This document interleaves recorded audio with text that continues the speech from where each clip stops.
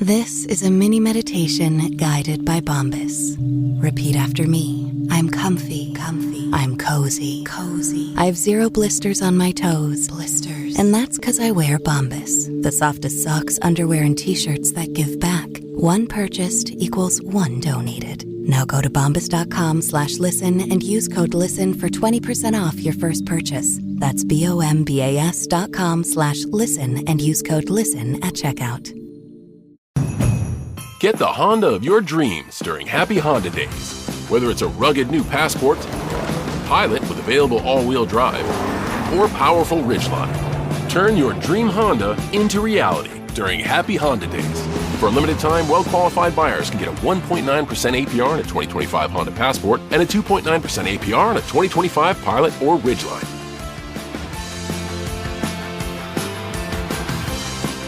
See dealer for financing details.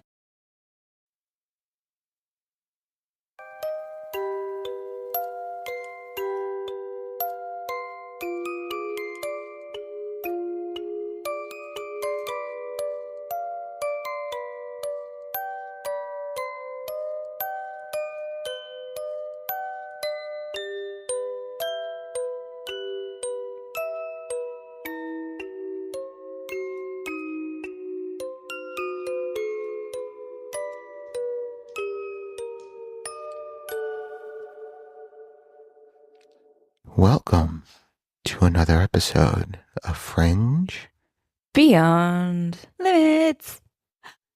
That was good. That was really good. Yeah, I like that. Don't you feel better once you do that? A little bit. Yeah, like it's a cleansing. I get dizzy. I think we already discussed this. Remember the oxygen? Too much oxygen. You always leave him speechless. I love it. The stupidity behind what she says is unfathomable. Unfathomable? Yeah. Do you know what that means? Unfathomable? Yeah. Do you know what that means? I can't even say it. I know. You can't say a lot. Which makes great podcast content when you can't say a lot. That's the only reason I'm here. Yeah, agreed. For all your great, I don't know. Verbalisms. Verbisms. I don't think you've done anything great on this show yet. Vocalisms. All right, so how have you guys been? Good. Right. Tired. Yeah, I'm doing fine. No, okay. Yeah, very peachy. Oh, you know. Yeah. All right. Yeah. All right. I do have an announcement. Oh, what's the announcement? Your birthday's tomorrow. Is it? Yeah. Oh, shit.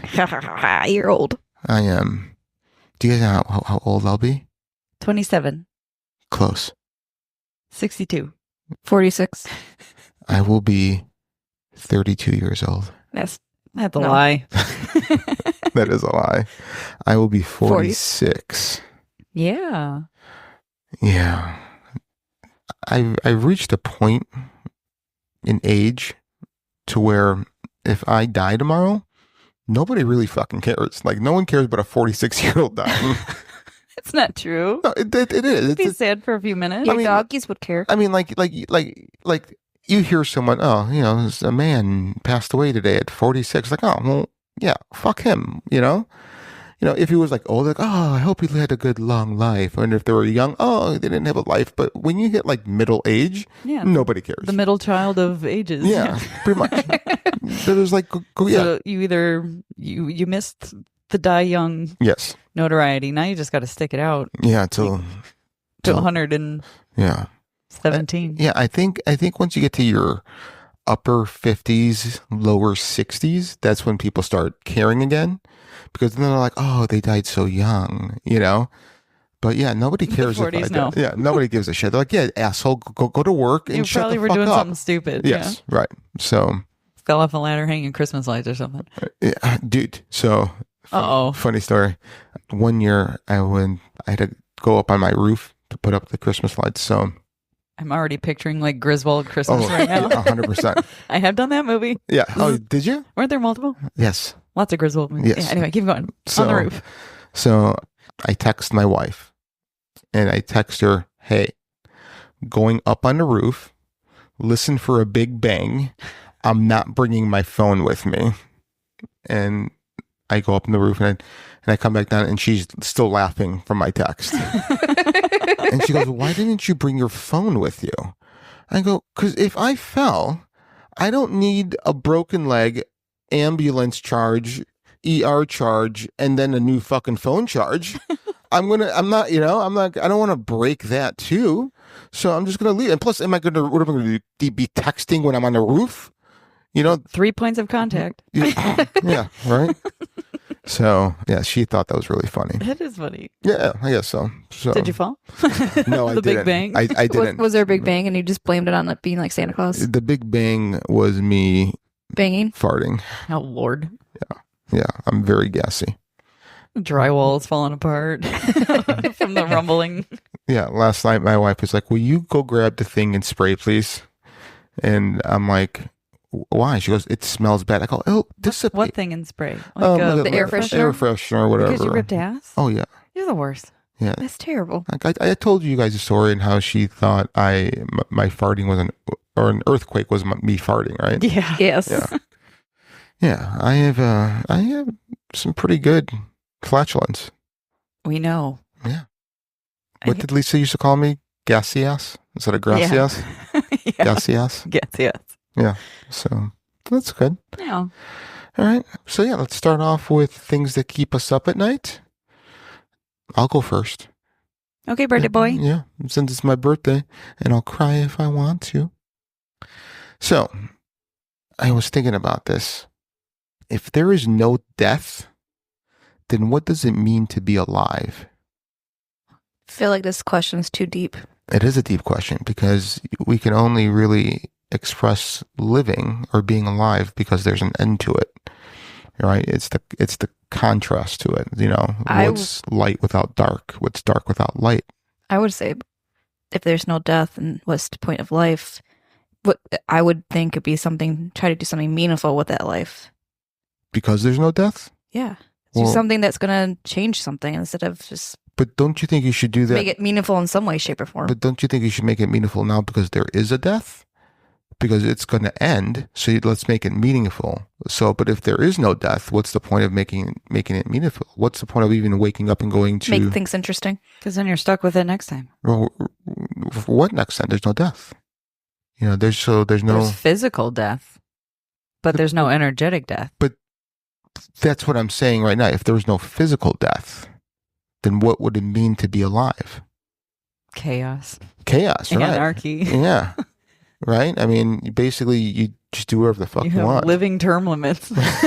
Because apparently we fucked it up when we were living 500 years. Agreed. So there'll be 900 a years. ton of people because if no one's dying, people keep coming. And there'll be time to point to where you're standing on top of somebody because there's so many people. Yeah. Imagine all the skin cells. Yeah. I know. There would be dust everywhere. You're just going to gram on your teeth. Yeah. Yeah. Ugh. Can you imagine being a cannibal? Like you're sitting there just chewing on someone's intestines and they're still alive because there's no death. And they're like, dude, fucking cut it out. This is gross. Do you think it would be like a cartoon type of thing? The Roadrunner constantly gets hit with a mallet or falls off a cliff. People would just be doing that to everybody else. Yeah. Just to get their aggression out. Yes. Or do you think it would all just go to happiness? No. We can't. You can. Oh, go ahead. I was going to say, do you think, going off of your comment a little bit earlier, The Purge? Yeah. Basically because you can't die from it, so people are like, might as well have that one day of purge because no matter what, the people are going to still be alive. It would be like a video game. Yeah. It would be like Groundhog Day. Pretty much. Or that, yeah. Have you done that movie? Oh, yeah. Okay, I'm just making sure. Come on, Bill Murray. Yeah, no, I'm just I don't know. In his heyday? I don't know. I have to ask nowadays. I've even seen The Purge. What? Just 2 years ago, though. Yeah. I actually have not seen that movie. What? I know. I saw it's actually shocking for me, but I have not seen that movie. Yeah, it is shocking for you. Yeah. Yeah. Yeah. Yeah. But wouldn't it be great if every day was Groundhog Day? No. Think about it. You can go and kill whoever you want out of frustration, feel better, and then the next day they're back. Nothing happened. Can I pick the day? If I have to live this day over and over and over for the rest of my life. It's going to be a day where I do a lot of comes. That's going to be my day. So, all right. That was an interesting one. Yeah, that's what I have. Who wants to go next? Mine's way boring. Mine is too. So thanks for kicking us off Oh, with the... yeah. So I should have gone last. That's okay. Yeah, this is why I usually go last, because usually I have the better ones. Mine's very simple. That's subjective. Right, it is. Yeah. I have the better ones normally. So my And subject... Bree has the better ones. Yeah. Normally. I always Bree get, never has the better sometimes I get ones. you speechless. Those are the best ones. Yeah, see? Prees are never really good. When she leaves you speechless. Those are the best ones when I get No. you speechless. No. Yeah. No. Yep. You're not just leaving me speechless. You're having listeners just turn off the fucking show. Nope. People like me. I'm likable. It's because you're special needs. It's the same reason why people like Frank. He's Exactly. special too. Exactly. Maybe that's why we get along so well. Oh, God. All right. Now that we've offended multiple people, yeah, someone go. Okay. Before I say something else. No, so I feel like the last... Okay, so I know, Bree, you guys said you got a new mattress. We got a new mattress maybe about a year ago now. Mhm. And we ordered the same size. It's California King. But I swear to God, this mattress is narrower than my previous mattresses Mhm. because my fitted sheet always gets like wrinkles in it. And a fitted sheet needs to be like Fitted. secure and fitted to the mattress because I'm totally the princess in the pea when the sheets are like wrinkled by my feet. It's why I don't normally wear socks. Like I avoid wearing socks. Like just no wrinkles. Do you maybe have it on wrong where you have the sides where it's No, it's got the words top and bottom on? It's and got the words on all four sides. It says maybe side. it's labeled wrong. I don't know. Like it fits as soon as it comes out of the dryer, and then 3 days later, it's like wrinkled, and I lose my shit, and I can't sleep. So then I end up just sleeping outside of the blankets, and that's why I got a heated blanket. And it keeps me up at night, bro. Don't give me that look. There's so much to unpack there. Hey, you got hip speechless this time. Yay! See, the best one. Yeah. It's annoying. Yeah, no, I'm not going to argue that it's not annoying. I could understand that. I just don't understand why you can't build a bridge over it. Yeah, I sleep on top of the comforter because I can't stand the wrinkles on the fitted sheet. See, I'm so happy that in this world you and I don't share a bed because you'll hate the way that I sleep. Do you just like a squirrel nest? No. So Missy is always cold, so she's got the other sheet and the comforter on her. I get hot very easily, so I don't use the sheet. I'll sleep on top of that loose sheet and under the comforter though, so I could flip the comforter on and off easier without bothering her because you know what I mean. I'm trying to visualize what you're saying. So you get the fitted sheet, yep, you and got then the flat sheet. the flat sheet. Yep. Okay, So I sleep on top of both the fitted sheet and the flat sheet, Missy's under the flat and you just sheet. have a comforter on. and I top. just have a comforter on me. Yeah. It's because it's easier for me to kick off a comforter. And then she's already tucked in essentially. Exactly. Because you're laying, okay. Exactly. That's essentially how I sleep at JT's, like Missy. Oh, no, then we could share a bed. All right. Just one tiny square of a blanket because it gets too hot. Yeah. All right. But no wrinkles. No fucking wrinkles. See, that doesn't bother me. Oh, no. That doesn't bother me at all. It bothers me when like What- the corner keeps coming off. Oh, yeah. That doesn't bother me. I'll sleep right on the bare mattress or I the hate or the Oh, that's like a Oh. sociopath move. or the That mattress is- protector. I don't care. I'll just. Always bugs me. That Well, see, so you have to do what I did when I don't ever want to do what you do. No, you do. This you do. You have to become diabetic because then when you have neuropathy, you just don't feel your feet anymore. So that won't bother you Gee. ever again. So yeah, try that next time. Oh, okay. Put it on my to-do list. Yeah. your to-do list. So all right. Yeah, I'm gonna stop unpacking because I don't want to go down that road anymore. Bree, what do you got? So I went out with you and Missy the other night, right? Yeah, we did. And we're talking about something, and something came up in my head, and I said it to Missy. She answered it, but I was like, "Oh, this is a good one for the podcast." I was like, "Is a condiment a sauce, or is sauce a condiment? Say that again. Is a condiment a sauce, or is sauce a condiment?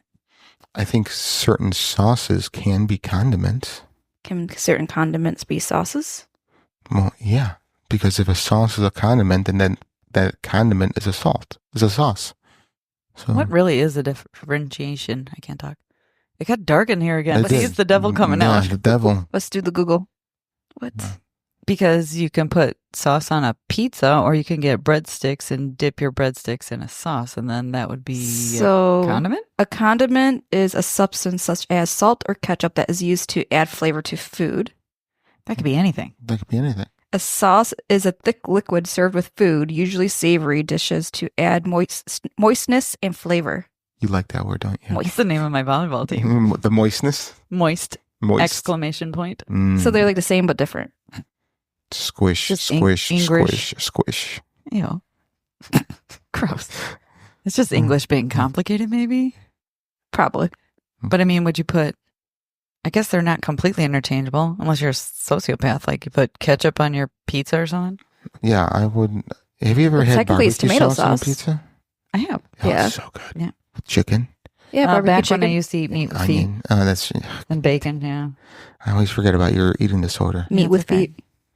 Oh, it's so Come good. join me. No. I'm starting a cult. So Yeah. does that mean you would eat snakes? Because snakes don't have feet. Ooh. If I can kill it, I might eat it. Like you personally or someone? Yeah, I would have to kill it. If I can't kill it, I'm not really going to eat it. Like I'll eat fish because I'm pretty sure I can kill a fish. Not like Oh, with a baseball bat. Like I understand what you're saying. So if you can personally Hunt it. kill an animal, I you wouldn't feel. bad. You'll eat it. Yeah, What about crocodile? They have feet. I wouldn't kill a crocodile. You wouldn't? No. Crocodiles got feet. That's not what I'm asking. I understand that feet, but I'm just asking. Although I've eaten escargot, and I'm not really sure I could like take it Snail? in the raw form and like, pull it out with a tooth. I don't know how you get a snail out. Salt? Salt. I don't know. Do you think it's attracted to salt? No, they like dry up and it's like pouring acid or something. Okay. They shrivel anyway, up? that's really mean. I have no idea. Yeah. I don't know. What would you eat in its raw form? Well, I eat sushi. That's fish. Okay. What else have I've back when I ate meat, I had carpaccio, which is raw beef. Mm-hmm. What else is? You know what I used to do? I used to eat raw meatballs. My mom would like taste the Yeah, ground beef yeah. before she's seasoning Yeah. the meat. You know, when she's Yeah. cooking. Yeah.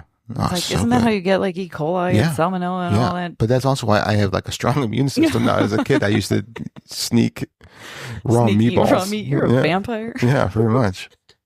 I'm never gonna die. Yeah. All right. Well, that was a little doozy. That was great. that was phenomenal. So what are we talking about today, ladies? Walk like an Egyptian. Ooh. We're talking I'm about trying to think Egyptians. of the tune to beforehand. Yeah. Huh? Yeah, you got it. It's like synthesize. Yeah, it is synthesized. Yeah. Yeah. And do you remember who sang the song? Egyptians. No. I don't know. It was the Bengals. Oh, yeah. Yeah. Yeah. We're talking about Dorothy Eady's story. Ooh. Was she hot? Not the no place like home, Dorothy. Not Yeah. that. Not. Judy Garland? Yeah. She was Dorothy. hot. Yeah. What was the character's last name? I don't think that they ever said, did they? I don't know. Mm. I have to go back and do that movie. Yeah, you do. Yeah. All right, yeah. So we're talking about Dorothy Eady. What was her story about? Like Reincarnation. reincarnation? Yeah. All right. And after having a head injury, Mm-hmm. she came back after recovering and believed quite vividly that she was a reincarnation and lived a life in ancient Egypt. Do you guys believe in reincarnation? I do. Yeah. Say no, but I want to. I don't know what that means. Yeah, I don't either. It's like I hear the stories. It's just, to me, it's just a story. It's like anything else. You hear a story, you wish it was true. To me, I can't put my mind around it that it's real, even though people have like their own story about stuff. And So what would you need for something to be true? probably for myself to experience it. And that's this issue. But you've had a past life. You just don't remember it. Exactly. Until I remember it, like I don't believe it. All right, we're going to hypnotize you. Yeah, And we're going to yeah. send you on a past life regression. Yeah, past life regression. Okie dokie. You know what? She's simple-minded enough to where hypnosis would work on her. Simple-minded? You're such a butthole. I hate you. All right, tell me about Dorothy. Stop picking on Brie. All right. So Dorothy, the story of Dorothy Eady. So Dorothy Louise Eady was born on January 16th, 1904 in Blackheath, a suburban area of London, England. Her parents, Reuben Ernest Eady and Carolyn Mary Eady, were middle class and lived comfortably by the standards of the time. Reuben worked as a master tailor, running a successful business, while Caroline took care of their only child. The early 20th century in England was a time of relative stability and growing industrial wealth for middle-class families like the Eadys, who benefited from the steady income growth of the Edwardian era. Dorothy's early life was by all accounts quite typical, like most children of her background. She lived in a respectable home, surrounded by Victorian and Edwardian ideals of family life and upbringing. She was a lively and imaginative child, adored by her parents. The Eadys were proud of their daughter and had high hopes for her future. They raised her with the values common to middle-class families at the time, a belief in hard work, propriety, and the importance of education. They also took their Christian faith seriously, attending church regularly and instilling religious values in young Dorothy. However, her life would soon take a turn no one could have predicted. A tragedy in her early years was about to alter the course of her life in ways that would eventually baffle scientists, intrigue spiritual seekers, and revolutionize her understanding of her place in the world. When Dorothy was just 3 years old in 1907, her life took a sudden and dramatic turn. One day, while playing in the family home, she fell down a steep flight of stairs. The fall was severe, and her head hit the ground hard, leaving her unconscious. Her parents, in shock and panic, immediately called the family doctor. The doctor, after examining Dorothy, declared her dead. It was a devastating moment for Reuben and Caroline, who prepared themselves for the worst. For several hours, it seemed as though Dorothy had indeed passed away. The family was overwhelmed with grief, struggling to come to terms with the loss of their young daughter. However, to their amazement and disbelief, Dorothy suddenly regained consciousness. Not only did she wake up, but she appeared to be completely unharmed by the accident. It was as though she had returned from the brink of death. While her parents were overjoyed to have their daughter back, they could not have known that this incident would forever change Dorothy's life. In the aftermath of the accident, her behavior began to shift in unusual ways. What seemed like a miraculous recovery would soon reveal itself as something far stranger and more mysterious. Following the accident, Dorothy's parents began to notice changes in her behavior that were both puzzling and disturbing. She no longer seemed like the same child who had been playing so happily just days before the fall. There was something different about her, something that could not easily be explained. One of the first signs that something was wrong was Dorothy's newfound sense of homesickness. However, this was not the typical homesickness of a child missing the familiarity of her house or family. Dorothy spoke often of different home, a place that she could not clearly describe, but which she longed to return to. She would ask her parents repeatedly to take her home, though when they asked her to explain where she meant, Dorothy was unable to give a coherent answer. This vague yet persistent longing confused her parents, who had no idea where this home might be. In addition to her strange request to go home, Dorothy began to display other unusual behaviors. She would often hide under furniture to find small enclosed spaces to retreat into, as if seeking shelter or protection. This was not typical behavior for a child who had grown up in a loving, secure environment. Her parents attributed these behaviors to the trauma of the accident, believing that she was still recovering emotionally from the fall. However, what disturbed her parents most were the vivid dreams and visions Dorothy began to experience. She would often wake up in the middle of the night crying or speaking in a strange manner as though she had been transported to another place and time. These episodes became more frequent, and as she grew older, the visions would become more detailed and specific. The clearest sign of the transformation that had taken place in Dorothy came during a visit to the British Museum when she was around 4 years old. The Eadys, like many middle-class London families, enjoyed visiting cultural institutions such as museums and galleries, which were seen as an important part of a well-rounded education. Ruben and Caroline decided to take Dorothy to the British Museum, hoping that the outing would cheer her up and distract her from the strange behavior she had been exhibiting since the accident. At first, the visit proceeded as expected, with the family walking through various exhibits and admiring the artifacts on display. However, everything changed when they entered the Egyptian galleries. The moment Dorothy saw the statues, hieroglyphs, and mummies of ancient Egypt, she became visibly excited. She ran toward the statues, hugging their legs, kissing their feet, crying out that she had finally come home. Dorothy's emotional outburst stunned her parents, who had never seen her react this way before. As they tried to pull her away from the statues, Dorothy resisted, insisting that she knew these figures, that she belonged with them. She spoke in a tone of desperation as though she had been separated from long-lost family. The depth of her emotional response was so intense that it left her parents bewildered and deeply concerned. From that day on, Dorothy's obsession with Egypt would only grow stronger. So I have a question for you guys. Have you guys ever been interested or just attracted to a certain time of history or a certain group of people? Yes. Could you want to elaborate on what that was? Egypt, actually. Ancient Egypt. Okay, Yeah. so when did that start? Middle school, 6th grade when we studied it. Okay, what drew you to them? It was more like the pyramid, the mummification. It was mainly the mummification process that mind baffled me. Fucking mind baffled. Not even a fucking real term until we started this It's podcast. my dictionary. We discussed this. I'm going to build a Wikipedia page for her only and give her all her pre-isms. Okay, well, that's cool. Miss Lynette? Yeah, Egypt was one of them, to the point, I think I was like in middle elementary school. So what is that, like 3rd, 4th grade, something like that? 6th, 7th, and 8th.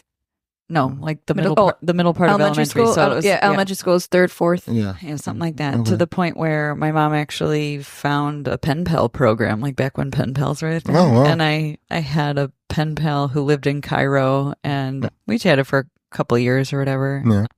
But yeah, I was fascinated about it, learned about it at school and different things. And then certain Native American cultures, actually, like really certain, some more than others, I would say. But like, again, when I got older, I was like, maybe I had a past life there. Right. It's weird that so drawn into or certain time zone, or not time zones, but Yeah. No, that's cool. That's eras cool. of time. How about you? I always was fascinated with World War II. I don't know why. As you were talking about before. Yeah, we were talking about before. We started recording. Yeah. So, yeah, I was always fascinated by that. That and like Roman times. That was you another know? one of mine, too. So Ancient Rome. I'm not sure if that was just because of my Italian upbringing. It's like, oh, what happened to the Romans? Well, they turned into Italians, So, Yeah. So those two eras really always spoke to me and drew me towards them. Yeah. Yeah. So, no. Well, you reminded me, because Pompeii was one that was just, I completely blown away by the history. And actually, that was one of the places we stopped on our trip this Oh, yeah. How was summer. Driving there, I actually started crying. Really? It was pretty visceral, like actually seeing Mount Vesuvius Mm-hmm. as close as it was, and knowing that, people in this small little area were completely decimated. Yeah, they had minutes to react. Yeah. And the tour sucked because we only had about an hour Oh, wow. to go through a UNESCO historical site, and we were rushed out. Like, I was actually quite pissed. So Wow. I'll have to go back now. Yeah. How old was I? I think I was in 6th grade when I was there. I was just blown away just seeing. All the penises on the walls and the stones. I mean, I tried touching as many as I could. No, it's a thing though. Yeah. It was okay, okay. I the know, Museum of I know. Science and Industry last year did or was it earlier this year? They did their special exhibit was Pompeii, and they had a room of all the sexual stuff that Yeah, they did. yeah. That was the arrows to the.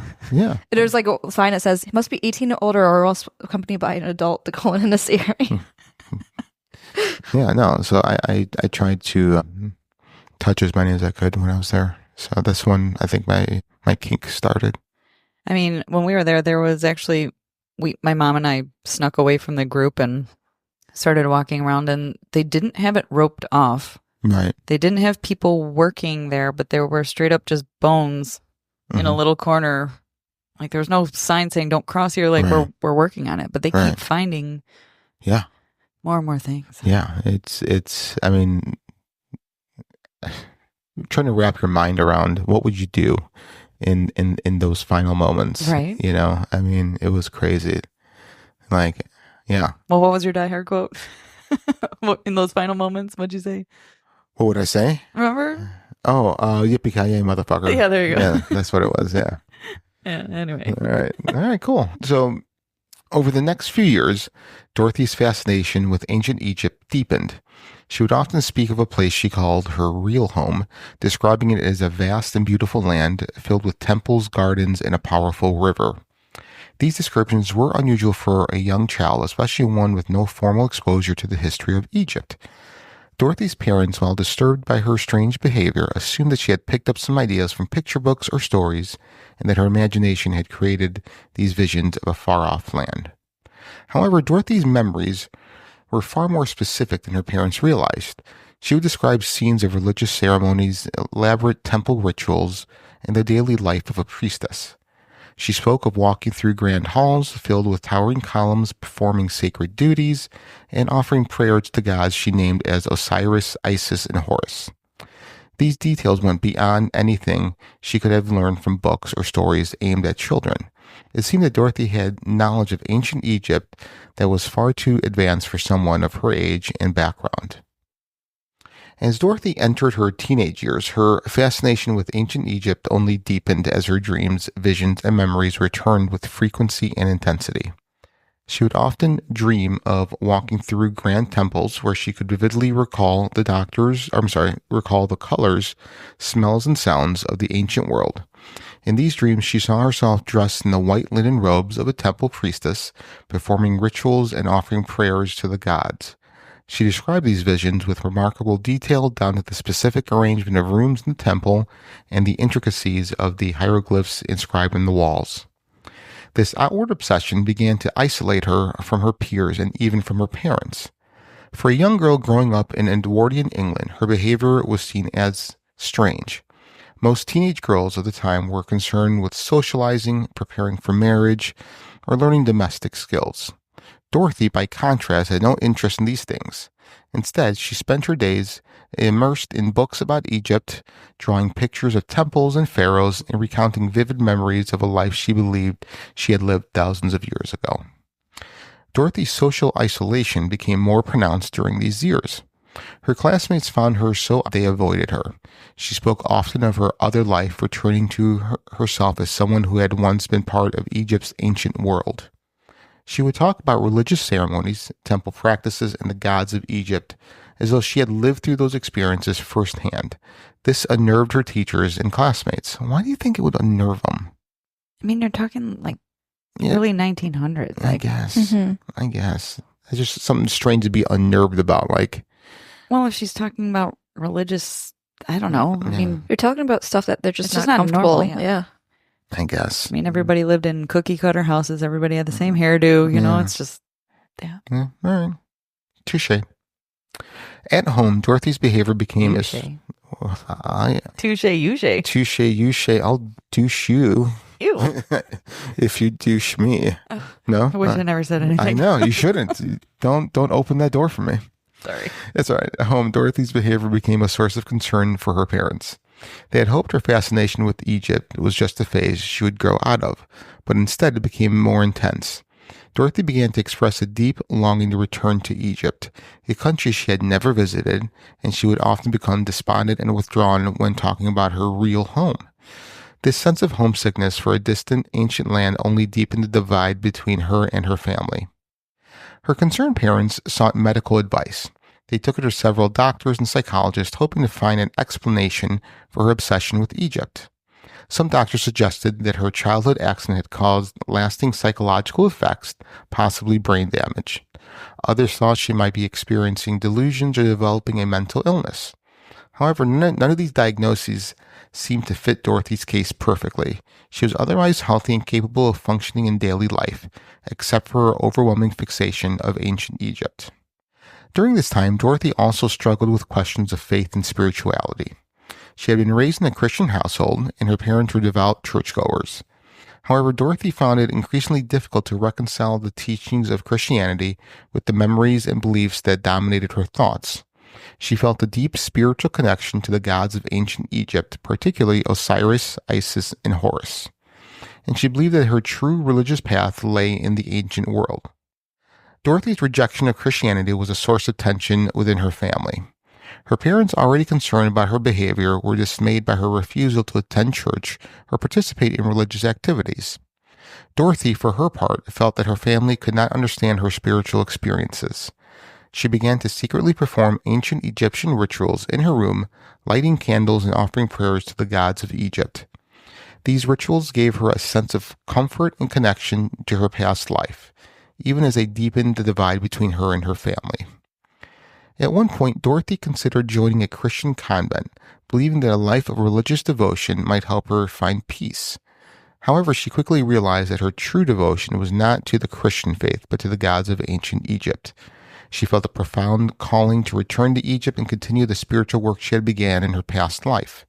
This calling would guide her actions in the years to come as she searched for a way to fulfill her destiny. By the time Dorothy reached age 16, her obsession with Egypt had become so all-encompassing that she found it impossible to focus on her schoolwork. She had always struggled to fit in to the traditional academic environment, and now she could no longer tolerate the constraints of formal education. Dorothy felt that things she was learning in school were irrelevant compared to the spiritual and historical knowledge she believed she already possessed. Her mind was constantly preoccupied with thoughts of Egypt, and she could not focus on anything else. Feeling disconnected from her parents and misunderstood by her teachers, Dorothy made the decision to drop out of school. Her parents were devastated by this choice, as they had hoped that education would provide their daughter with a stable future. However, Dorothy was determined to follow her own path, even if it meant defying societal expectations. She spent her days at home reading every book on Egyptology she could find, sketching drawings of Egyptian temples, and writing about the memories of her past life that had haunted her. As time went on, Dorothy's memories became more focused on a specific location, the Temple of Seti I in Abydos. She claimed that she had lived in this temple as a young girl named Bentrist. Did I say that right? Bentrist? That'll work. Okay. Who had been left at the temple as a child and raised as a priestess. According to Dorothy, Bentrist had served the gods in the temple, dedicating her life to a religious service. One of the most extraordinary aspects of Dorothy's memories was her claim that she had only lived as a priestess in the temple of Seti, but that she had also been involved in a tragic love affair with the pharaoh himself. According to her memories, Bentrist had fallen in love with Pharaoh Seti I, who had visited the temple during his reign in the 19th dynasty. Their love, however, was forbidden, as Bentrist had taken vows of chastity as a priestess. When their affair was discovered, Bentrist was overcome with shame and guilt, believing that she had dishonored both the temple and Seti. In Dorothy's visions, she remembered the intense emotion she had felt as Bentrist. The joy of being with Seti, the fear of discovery, and ultimately the despair that led her to take her own life. These memories were so vivid and detailed that Dorothy became convinced that they were real.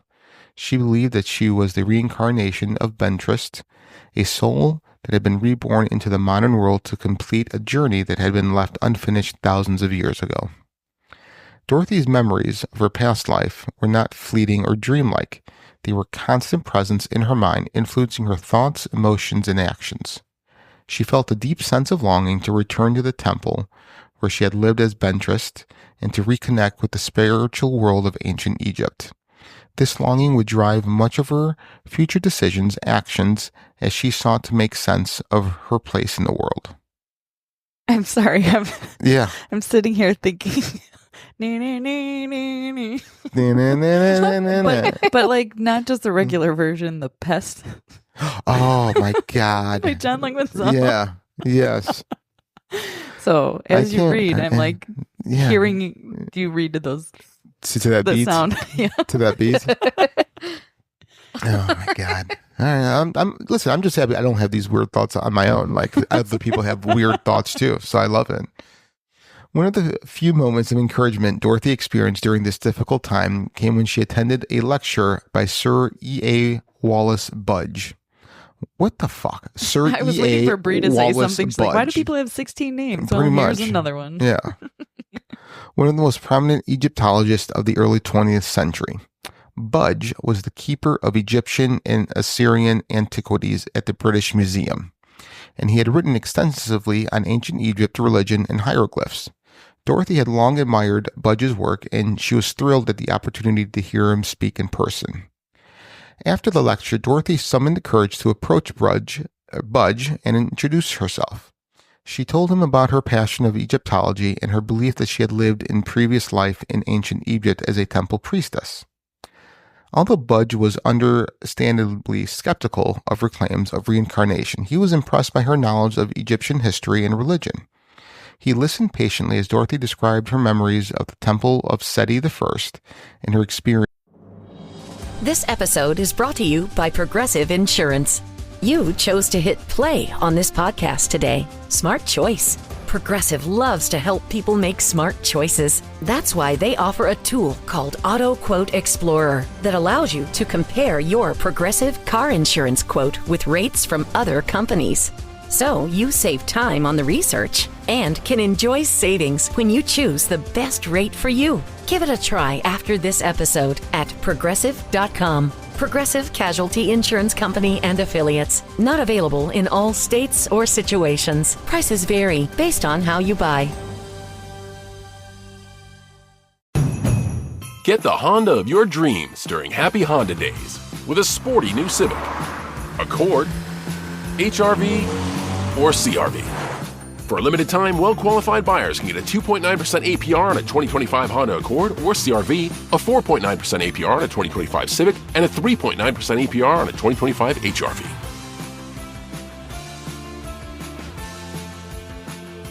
See dealer for financing details. Exclude Civic Si and Type R. As banterist. Budge's response to Dorothy was both kind and encouraging. While he did not endorse her belief in reincarnation, he recognized her passion for the subject and encouraged her to continue studying Egyptology. He suggested that she pursue formal education in the field, though Dorothy's lack of traditional schooling and financial resources made this difficult. Still, the brief encounter with Budge gave Dorothy a sense of validation and renewed her determination to find a way to return to Egypt. In the early 1930s, Dorothy's life took a dramatic turn when she met Emin Abdel Miguid, a young Egyptian man who was studying law in London. Iman was handsome, charming, and worldly, and the two quickly formed a close bond. Despite the cultural differences between them, they fell in love, and in 1933 they decided to marry. This marriage is a pivotal moment for Dorothy, as it provided her with a long-awaited opportunity to move to Egypt, the land she believed was her true home. This was just a strategy move. It was. It's like, you know what? I'm going to blow this guy until he takes me to People Egypt. blow each other in the 30s. That's a great question. You know, we should probably. It's more probably like a legit blow. We should probably do like an survey, an investigatory into that and see what they say. After their wedding, Dorothy and Iman moved to Cairo, where Iman's family lived. For Dorothy, arriving in Egypt was an emotional experience unlike any other. She felt an overwhelming sense of belonging, as if she had finally returned to the place she had been searching for her whole life. The sights, sounds, and smells of Cairo were deeply familiar to her. Even though she had never been there before, she felt an immediate spiritual connection to the land and its ancient history, and she knew that she had found her place in the world. After arriving in Egypt, her memories of her past life as banterist and her connection to Pharaoh Seti I became more vivid than ever. It was as though being in Egypt had reawakened memories that had long been dormant. She no longer merely dreamed about her past life, she felt as though she was reliving it, especially when she visited the ancient sites she had long studied from afar. Cairo, with its bustling streets and vibrant mix of ancient and modern cultures, became Dorothy's home.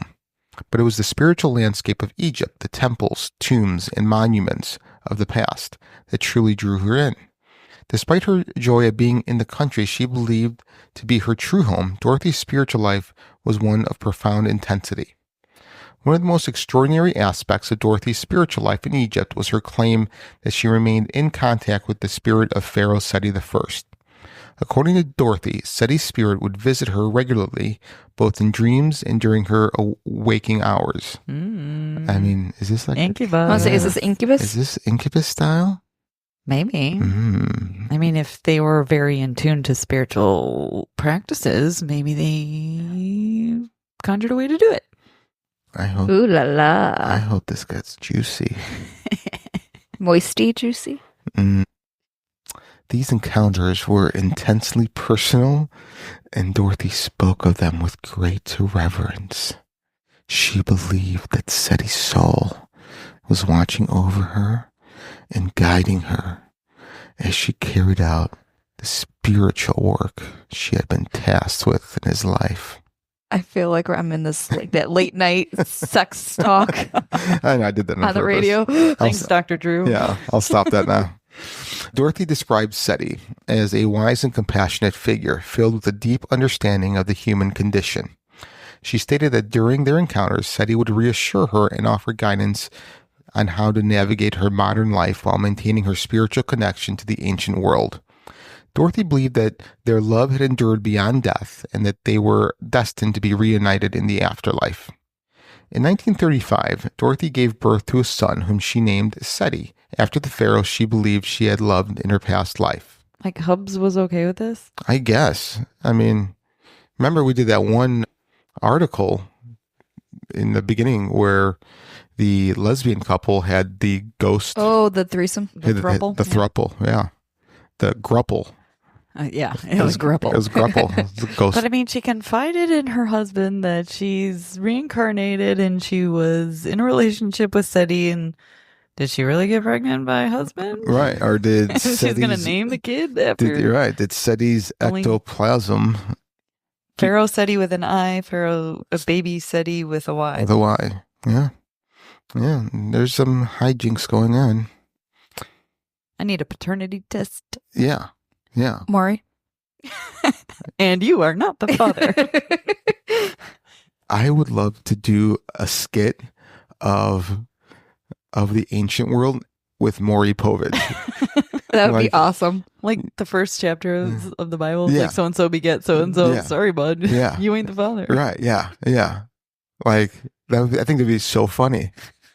That's a good idea. In 1935, Dorothy gave birth to a son whom she named Seti after the pharaoh. I already read that. It was at this point that she adopted the name Om Seti. Just Om. 2 I'm sorry. Om Seti? Mm-hmm. I don't know why I see an I there. Oh, you know why? Because there's like a little dot on my screen. Clean your monitor. I know, I need to. So Om Seti, meaning mother of Seti. This name would become her identity for the rest of her life, symbolizing her connection to both her son and her past life as Bentrist. However, Dorothy's marriage to Iman was not destined to last. Shocker. Shock. While they had initially fallen in love, the cultural differences between them, combined with Dorothy's deep connection to her other life, created tension in their relationship. Iman, a modern Egyptian man, struggled to understand Dorothy's devotion to a world that existed thousands of years ago. He found her beliefs in reincarnation and her connection to the ancient gods difficult to accept, and over time the strain in their marriage became too much. Eventually, Dorothy and Iman divorced. However, Dorothy chose to remain in Egypt, feeling that her life's purpose lay in the land of the pharaohs. She had no desire to return to England, a place that no longer felt like home to her. From that point forward, Dorothy would devote herself entirely in her spiritual beliefs and her study of ancient Egypt. But wouldn't like modern Egypt not exactly feel like home either? Because when the Egyptians were there, and yeah, wasn't it more lush versus this? It's that spiritual connection. I know, but it rains a lot in England, and it's just I mean, you're getting wet one way or the other, right? Right? What did you think their arguments were like? Like, can you, Dorothy, stop like talking about your ex-lover? Yeah, I don't know. Yeah, and then Dorothy's like, well, you know what? That's not the way Seti did it. You That's know? all in the past. Seti was so much more comforting than Such you a were. better lover than you. Stop living in the past. His hog pleasured me. Ew, nobody says that. No, Not even in modern. no, nobody calls it a hog anymore. No. Oh, all right, just me. Apparently. And that explains why. Well, we'll Why? just keep. Why I don't do many sexes? Yeah. You do sexes once every 5 years. All right. In the years following her divorce from Imam Abdel Meguid, Dorothy needed to find a way to support herself and her son. Seti, while living in Egypt, unfortunately, her deep knowledge of Egyptology combined with her artistic skills provided her with an opportunity to work in the field she had long passionate about. Dorothy was hired by the Egyptian Department of Antiquities, initially working as a draftswoman. Her job involved documenting ancient artifacts and inscriptions, meticulously sketching the finds that were uncovered during archaeological digs across the country. Her role as a draftswoman was crucial in a time when photography was less reliable, and detailed hand-drawn records were necessary for the preservation of Egypt's archaeological heritage. Dorothy's ability to replicate hieroglyphs, inscriptions, and architectural details with great precision made her an invaluable asset to the teams she worked with. While her job was initially limited to creating technical drawings, Dorothy's vast knowledge of ancient Egyptian religion and temple practices soon caught the attention of her colleagues. Her fluency in interpreting hieroglyphs and her understanding of Egyptian rituals went far beyond what was expected of someone in her position. Many of the archaeologists she worked with began to consult her on religious symbols, temple architecture, and funerary practices, recognizing that she had possessed a unique insight into the ancient world. Dorothy's growing reputation in the Egyptological community led to collaborations with some of the most prominent scholars and archaeologists of the time. Although many of her colleagues were skeptical of her claims of reincarnation, they could not deny the depth of her knowledge and her uncanny ability to predict the locations of hidden artifacts and temple features. One of the most notable scholars Dorothy worked with was Dr. Selim Hassan, a leading Egyptian archaeologist who was conducting major excavations during the 30s and 40s. Dr. Hassan recognized Dorothy's expertise in religious symbolism and temple rituals, and he often consulted her on the interpretation of inscriptions and scenes depicted on tomb and temple walls. Although Dr. Hassan did not necessarily believe in Dorothy's spiritual experiences, he respected her scholarly contributions. Dorothy also collaborated with Dr. Ahmad Fakhri, another prominent Egyptian archaeologist known for his work on the pyramids and tombs of the Old Kingdom. Fakhri, I don't like how that sounds, admired Dorothy's ability to interpret complex hieroglyphs and her deep understanding of ancient Egyptian religious practices. Like Hassan, Fakhri did not fully endorse Dorothy's belief in reincarnation, but he valued her contributions to the field. Despite the skepticism of some of her peers, Dorothy's work was respected, and she continued to make valuable contributions to Egyptology throughout the 40s and 50s. Her position with the Department of Antiquities allowed her to work on several important excavation sites, and she developed a reputation as an expert in ancient Egyptian religion, particularly in the rituals associated with the Osirian cult. There's a cult? Yeah, they did a cult. They did many cults. There's always cults. We're going to add that to the list. Yeah, well, I think each god had its own cult. Is religion a cult? Yes, it is. Cult. By definition, it is. Yeah, so... You okay? There's a fuzzy in my nose. Okay. Jesus, you just like spazzed out. Like every time I inhaled with my nose, it kept going up. Jesus. All right. Maybe they don't want me talking about the cult. All right. Are we better? Yeah. Okay. For now. One of the most intriguing aspects of Dorothy's work in Egyptology was her apparent ability to predict the locations of previously undiscovered chambers, tunnels, and artifacts. This ability, which she attributed to her memories of her past life, often left her colleagues baffled. Mind baffled. Mind baffled. Duh. Stupid. While many archaeologists relied on traditional methods of excavation and research to uncover new findings, Dorothy seemed to know instinctively where to look.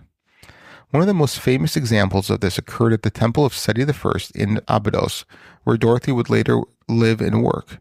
During an early excavation at the temple, Dorothy claimed to remember a hidden garden that had been part of the temple grounds during her time as banterist.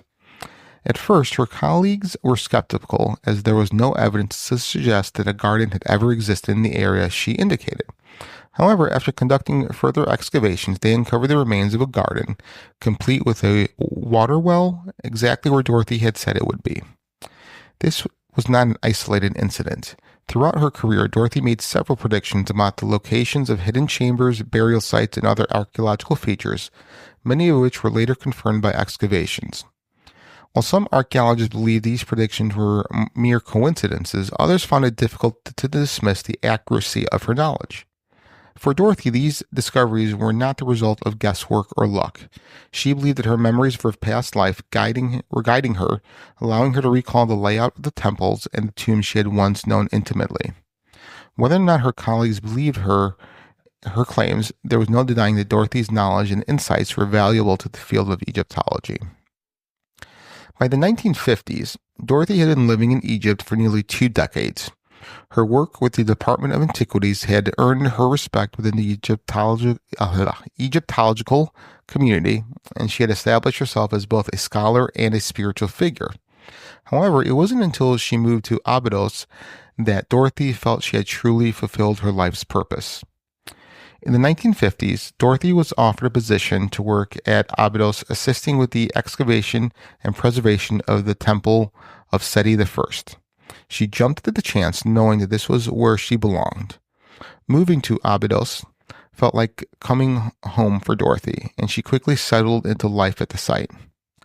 Dorothy's work at the Temple of Seti I was both scholarly and spiritual. As a draftswoman and researcher, she meticulously documented the inscriptions and reliefs that adorned the walls of the temple. Her drawings and records were essential for preserving the details of the temple's art and architecture.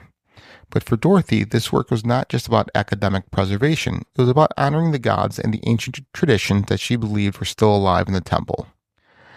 During her time in Abydos, Dorothy became a beloved figure in the local community. The villagers, many of whom were devout Muslims, were initially unsure what to make of the British woman who had come to live among them. However, over time they grew to respect and admire her. Dorothy was known for her kindness, generosity, and wisdom, and she often helped the villagers with small medical issues, offering herbal remedies and advice. According to Dorothy, Seti would appear to her in visions, dressed in the royal garments of an ancient pharaoh. He would speak to her in a language she understood as a mixture of ancient Egyptian and modern Arabic, providing her with advice and reassurance about her life's work. These visions were more than just spiritual experiences for Dorothy. They were moments of emotional connection with a figure she had shaped her past and she believed her present. She felt that Seti was watching over her, guiding her as she worked to preserve the temple and maintain. Get the Honda of your dreams during Happy Honda Days with a sporty new Civic, Accord, HR-V, or CR-V. For a limited time, well-qualified buyers can get a 2.9% APR on a 2025 Honda Accord or CR-V, a 4.9% APR on a 2025 Civic, and a 3.9% APR on a 2025 HR-V.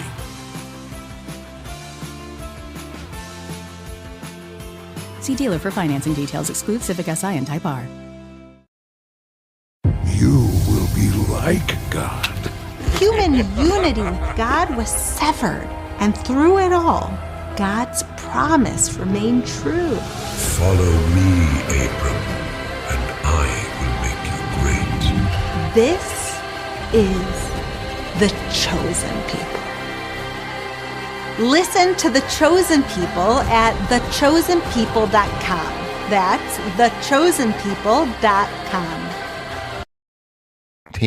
The ancient rituals. For Dorothy, these encounters confirmed her belief that she had been brought back to Egypt to fulfill a spiritual mission, one that had begun in her previous life. So what do you guys think so far? I still think she just has a lot of knowledge of all this. Where did it come from? Just her being interested in something and just focusing on it. But she had no schooling about this. But there's no, but that's just because she has no schooling doesn't mean she got the information somewhere else. And there is really no proof of that. They just said that from what they know of, she didn't have previous. We don't know that. Do you think she looked this stuff up on the internet? I think she came across it, not on the internet, obviously. They didn't have internet then. I think she came across this information somehow and just stuck with her. And as a kid, she probably doesn't realize that's what came from. She just came up with these stories and she started believing them herself. I don't think you fully understand the living back in 1910. I know there's not much. No, there was nothing. Yeah, I know. So, like I said, she came about this information somehow. I didn't say she went to a library. right. I never said that. But as a 5-year-old in 1909 in England, Mm-hmm. there was no talk. There was nothing that she could have gotten this information from. I still think she overheard it somehow. Or got the information somehow. Okay, well, what about her just knowing where things were and them excavating and finding it? I just think just stuff that she collected, evidence that she collected. She's like, if she sees this, then it has to be here. We don't know how much information we actually got that's not being told on this. Or she's not telling people. We don't know that. It's her opinion. Yeah. I know, but it's always a dummy's opinion. No, it's not. No. That was mean. I There's know, not I enough am evidence mean. here You so know far this. for her to believe it. Okay, listen, don't be a dummy and defend her. Okay? I can defend whoever I want to. How dare you? What do you think so far? At first, I was like, okay, well, you hear people go into a coma or have NDEs and they come out speaking other languages. Mm-hmm. But I'm not sure I'm bought in on the reincarnation part. Mm-hmm. I'm wondering if it's something totally different. Like a walk-in. I was going to say like a walk-in. Yeah. Okay. At first, I was terrified. You're petrified? Petrified. Living without you by my side. When you said that, that's what popped into my head. I don't remember. Same thing. Yeah, you said at first, I thought. Oh. Yeah. So. I love that. Yeah, that just kept going in my head as you were talking. Beautiful. We'll do more of those. Yeah. Dorothy Eady's life and work left an indelible mark on the field of Egyptology. Despite the controversy surrounding her claims of reincarnation, she made significant contributions to the preservation of Egypt's ancient heritage, particularly through her work in Abydos. Her detailed documentation of the inscriptions and reliefs at the Temple of Seti I provided invaluable records for future generations of scholars. One of the most remarkable aspects of Dorothy's legacy is the way she bridged the gap between academic study and spiritual connection.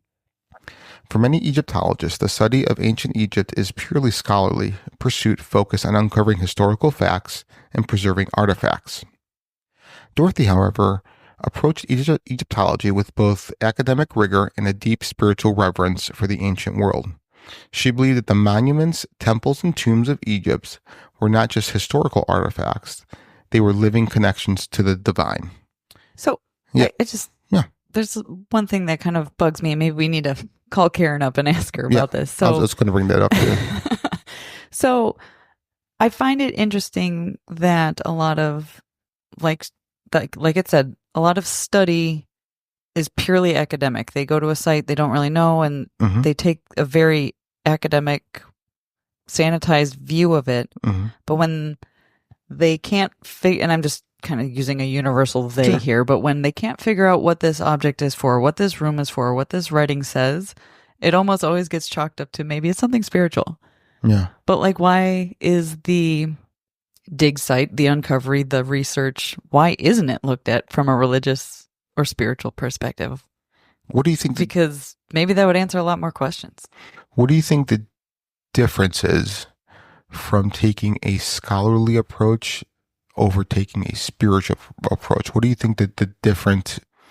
The intent behind, like, okay, so they say these pyramids were built for the gods. Mhm. Okay, well, I guess I'm just kind of wondering, you're looking, how did you come to that decision Sure. or understanding? Is it you just read the words? Is it something so big and impressive that you think that all these people wanted to do was worship gods? Were you talking about physical gods? Were you talking about spiritual gods? Okay. Is it really what this is? You know, they kind of, Yeah. they don't really know really why they were built. So they just kind of throw this Okay. spiritual label on it. No, And they're like, yeah, well, that somebody makes else will sense. figure it out. But if anybody with a spiritual background wants to kind of talk on it, it's Mhm. like, you're a wackadoo. Yeah. No. Where's the science? You know, but you couldn't figure it out. Right. With the science. Yeah. No, that makes sense. That's why I was asking. I was just trying to. Got dimmer again. Every time we talk about God, it keeps getting dimmer. The sun goes behind a cloud. We just have to record at night now. When's a dink? Or just get like blackout curtains in here. That would scare me. I need to be called for help when I. Oh, all right. All right. God forbid I put you in a compromising position. Her contributions to Egyptology alleged extended beyond her work at Abydos. Dorothy's insights into ancient Egyptian religious practices, particularly those associated with the cult of Osiris, helped deepen scholars' understanding of the spiritual life of ancient Egyptians. Her interpretations of hieroglyphs, temple rituals, and funerary customs were informed not only by her academic study, but by what she believed to be her lived experience in the past life. As Dorothy entered her later years, her health began to decline. However, her devotion to the temple and to ancient Egypt never wavered. Even as her physical strength diminished, she continued to work at Abydos, preserving the history and culture that she had dedicated her life to. Dorothy often spoke of her impending death with a sense of peace and acceptance, believing that she would soon be reunited with Seti I in the afterlife. In 1981, Dorothy Eady passed away at the age of 77. She was buried near the temple of Seti I, the place she had long believed to be her true home. Her death marked the end of an extraordinary life, but her legacy would live on in the field of Egyptology and in the hearts of those who had been touched by her story. Dorothy's belief in reincarnation, which was central to her identity as Om Seti, remains one of the most controversial aspects of her life. Throughout her career, she claimed that she was the reincarnation of Banter, a priestess who had lived during the reign of Seti I in the 19th dynasty. While many of her colleagues respected her scholarly work, they struggled to reconcile her spiritual beliefs with the scientific study of Egyptology. The idea of reincarnation is not new, and there have been numerous documented cases of people who claim to remember past lives. However, Dorothy's case is unique because of the depth of her knowledge about ancient Egypt, much of which was confirmed through archaeological discovery. Her ability to accurately describe parts of the temple of Seti I that had not yet been excavated raised questions that skeptics would find difficult to answer. For believers in reincarnation, Dorothy's story is one of the most compelling examples of a soul returning to a place where it had lived before. Her detailed memories of her life as Banter, combined with her emotional connection to Pharaoh Seti I, suggested there may be more to the human experience that we can currently explain through science. Dorothy herself was convinced that her memories were real and that her soul had been reborn to continue the work she had began thousands of years ago. For skeptics, however, Dorothy's claims of reincarnation are more likely the result of a vivid imagination and a deep emotional connection to Egypt's history. Some psychologists have suggested that her memories of a past life may have been a form of I can't say that. What is it? Amnesia. Cryptomnesia, where forgotten memories are unconsciously recalled and interpreted as new experiences.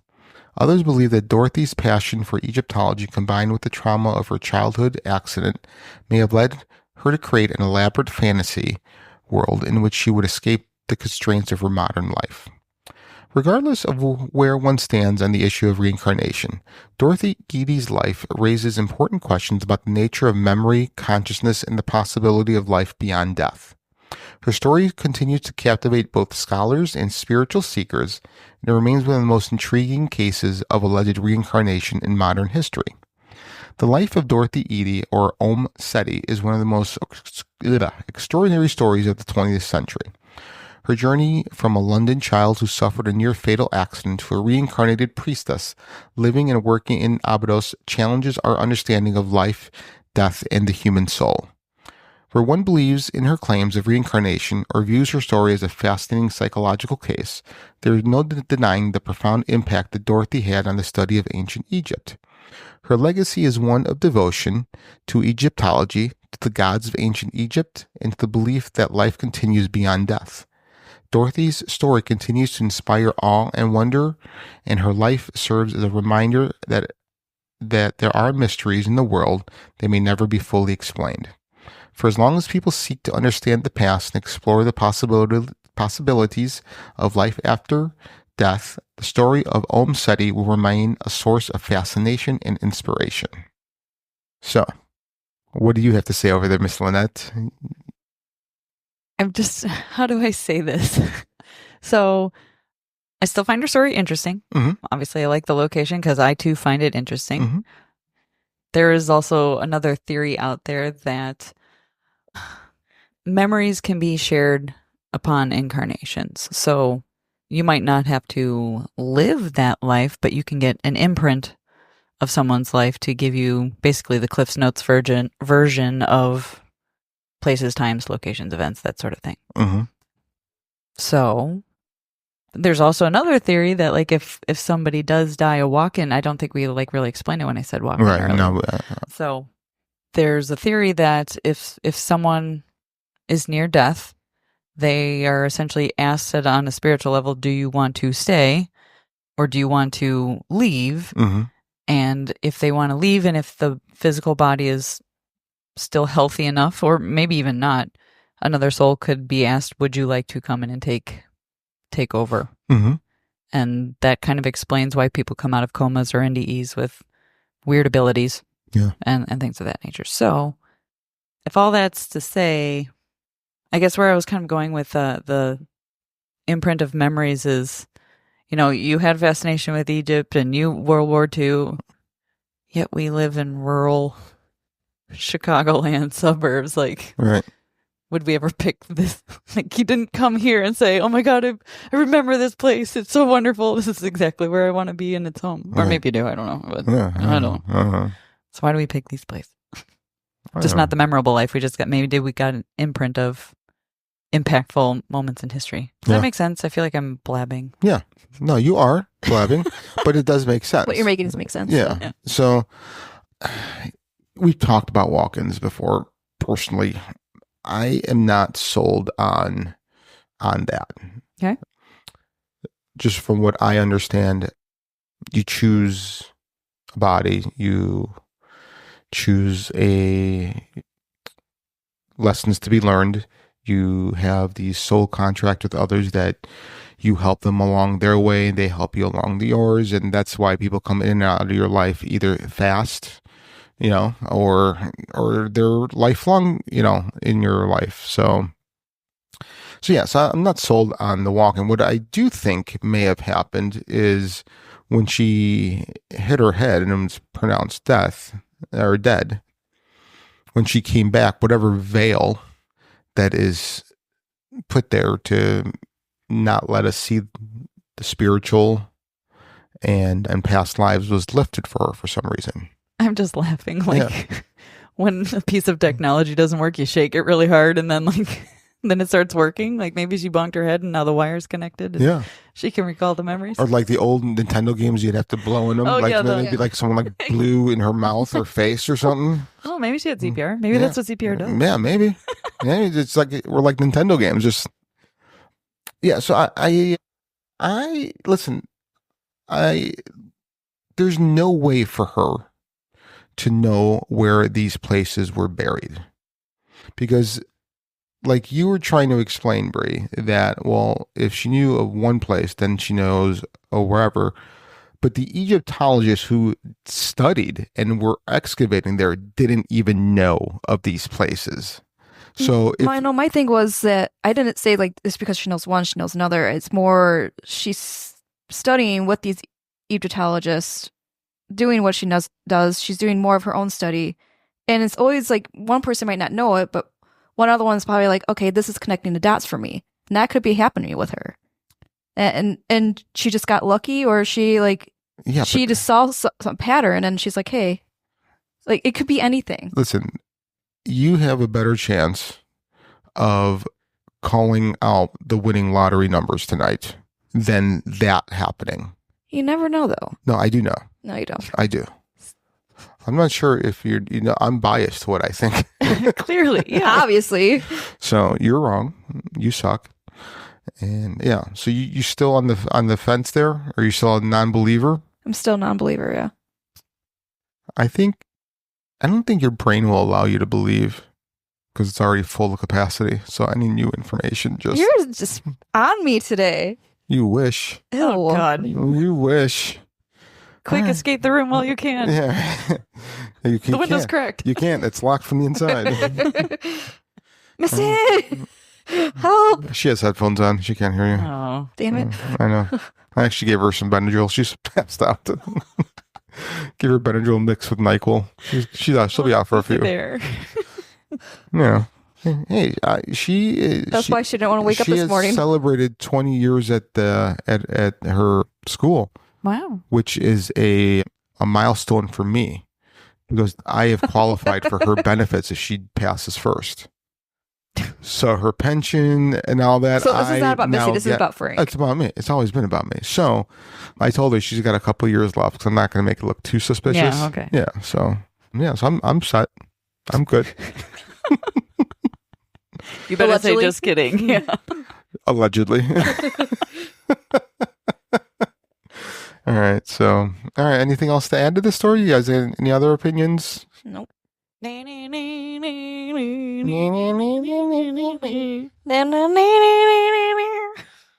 think you were doing like some hillbilly song. That's what it sounded like a banjo. All right, let's stop right there before we lose any more listeners. All right. Well, thank you for listening, guys. It's been fun. My name is Frank. My name is Bree. This is Lynette. And you've been listening to Fringe Beyond the Limits. Aloha.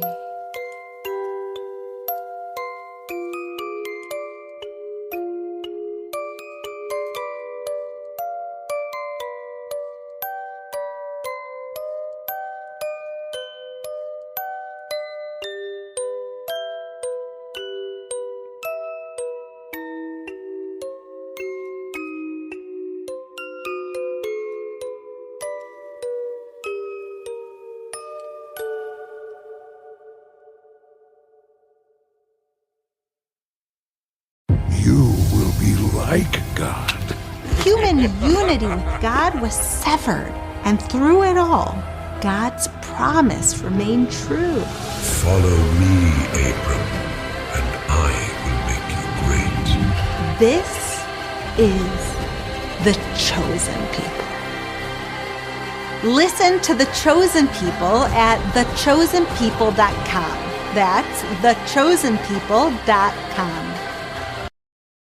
If your day sounds like we need the report ASAP. You deserve Modelo. If you've persevered through,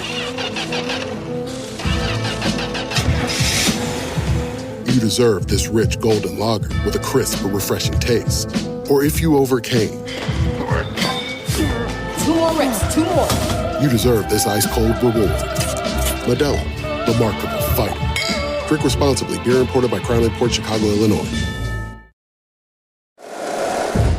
Hey everybody, I'm Trevor Sikkema, host of the PFF NFL show, here to tell you what you can find on all of our shows throughout the week. On Mondays, we have the Grade Release Show, where myself and Dalton Washman break down every single game that you just saw in the NFL. On Tuesdays, we have the Quarterback Breakdown with Seth Galina. On Wednesdays, we've got the Rookie Review with John Ledyard and the preview for the upcoming week in the NFL. So make sure you are subscribed to the PFF NFL show wherever you get your podcasts.